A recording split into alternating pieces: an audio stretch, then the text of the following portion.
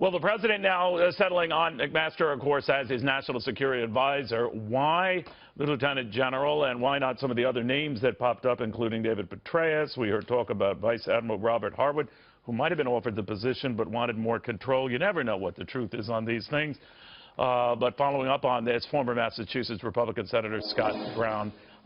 If it's true, Senator, that key to this, at least in a couple of other cases, was that they have their own team around them, that obviously belies that maybe the president had another thing in mind. We don't know, but what do you make of this choice?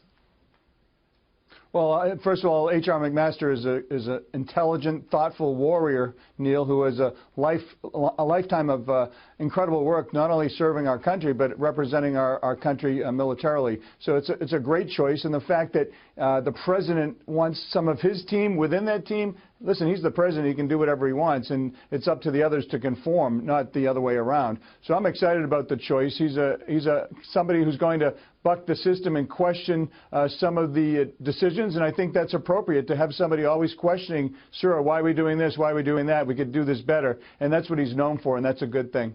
Do you think this whole Michael Flynn distraction, whatever you want to call it, goes away then? I mean, as you know, there have been a lot of people who have been saying, hey, bring on the real agenda, the tax cuts, the regulatory relief. That's what we want to see. That's what the markets have been on tenterhooks for.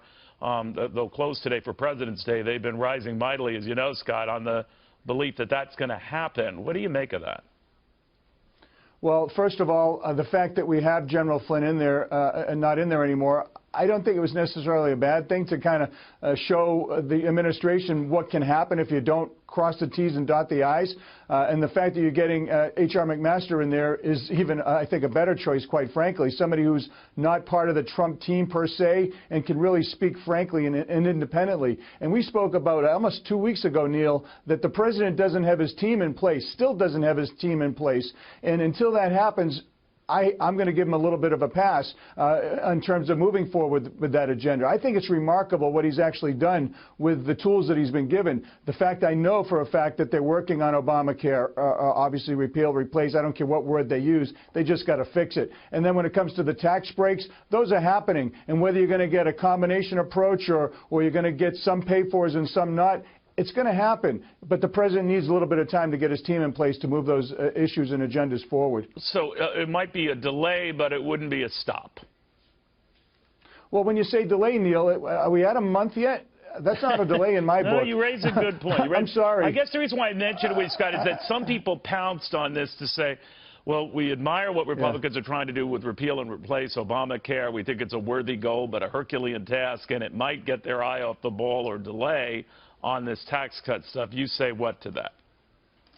I say that they need to get work a little longer than leaving at Thursday at 2 o'clock and coming back Monday night, and work through the weekend to get the people's business done, because they were sent down there to do our job. The president's working 24/7 like no one I've ever seen before, and Congress needs to follow. That being said, it hasn't even been a month, has it? I mean, maybe a month and a day or two.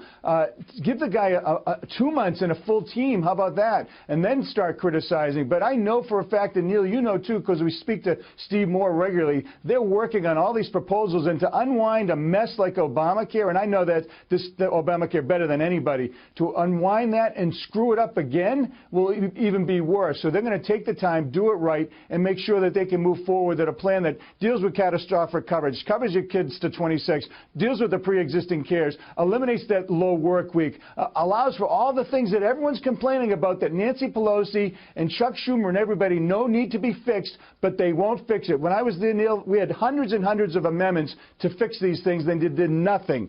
Okay, so they have an opportunity to fix it and put the American people first. All right. Scott Brown, it's always a pleasure. Thank you very, very much. Former Massachusetts Thanks, Senator. Neil. Thank you. Scott Brown.